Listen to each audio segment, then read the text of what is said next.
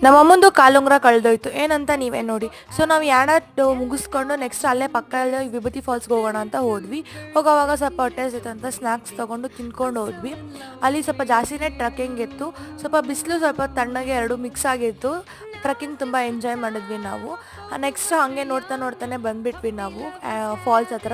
ವಿಭೂತಿ ಫಾಲ್ಸ್ ತುಂಬ ಜನ ಇದ್ದರು, ನಾವು ಎಕ್ಸ್ಪೆಕ್ಟ್ ಮಾಡಿರಲಿಲ್ಲ ಇಷ್ಟು ಒಳಗಿದ್ರೂ ಇಷ್ಟೊಂದು ಜನ ಬರ್ತಾರೆ ಅಂತ. ಬಟ್ ತುಂಬ ಜನ ಇದ್ದರು, ನಾವೆಲ್ಲ ಎಂಜಾಯ್ ಮಾಡಿದ್ವಿ. ಬಿಸಿಲು ಟೈಮಿಂಗ್ ಮಾತ್ರ ಸಖತ್ತಾಗಿತ್ತು, ಎಷ್ಟು ಎಂಜಾಯ್ ಮಾಡ್ತಾಯಿದ್ವಿ. ಅದೇ ಮೂಮೆಂಟಲ್ಲೇ ನೋಡಿ ನಮ್ಮಮ್ಮ ಕಾಲುಂಗ್ರ ಕಳ್ಕೊಂಬಿಟ್ಟಿದ್ರು ನೀರಲ್ಲೇ. ಆಮೇಲೆ ನಮ್ಮ ತಂಗಿ ಅವ್ರ ಕಾಲು ಕೆಳಗೆ ಇದೆ ಅಂತ ಅವ್ರು ಹೇಳ್ತಾಯಿದ್ರು. ಅದಕ್ಕೆ ನಮ್ಮ ತಂಗಿ ಕಣ್ಣು ಮುಚ್ಕೊಂಡು ಹೋಗಿ ಸುಮ್ಮನೆ ಫ್ಲೂಕಲ್ಲಿ ಏನೋ ಎತ್ಬಿಟ್ಲು, ಅದು ಸಡನ್ನಾಗಿ ಕೈಯಲ್ಲೇ ಬಂದುಬಿಡ್ತು. ಅದೊಂಥರ ಸರ್ಪ್ರೈಸಿಂಗ್ ಮೂಮೆಂಟ್ ಕೂಡ ಆಗಿತ್ತು. ನೆಕ್ಸ್ಟ್ ನಮ್ಮಮ್ಮ ಅದನ್ನು ನಮ್ಮ ಅಪ್ಪನ ಹತ್ರನೇ ಹಾಕ್ಸ್ಕೊಂಡ್ರು. ಬ್ಯೂಟಿ ಫಾಲ್ಸ್ ಮುಂದೆ ನಮ್ಮ ಅಪ್ಪ ಮತ್ತು ವಾಪಸ್ ನಮ್ಮ ಅಮ್ಮನ ಕಾಲಿಗೆ ಕಾಲುಂಗ್ರ ಹಾಕ್ಬಿಟ್ರು. ಹಾಗೆ ನಾವು ಮುಗಿಸ್ಕೊಂಡು ಟ್ರಕ್ಕಿಂಗ್ ಮಾಡ್ಕೊಂಡು ವಾಪಸ್ ಬರೋವಾಗ ಇನ್ನೊಂದು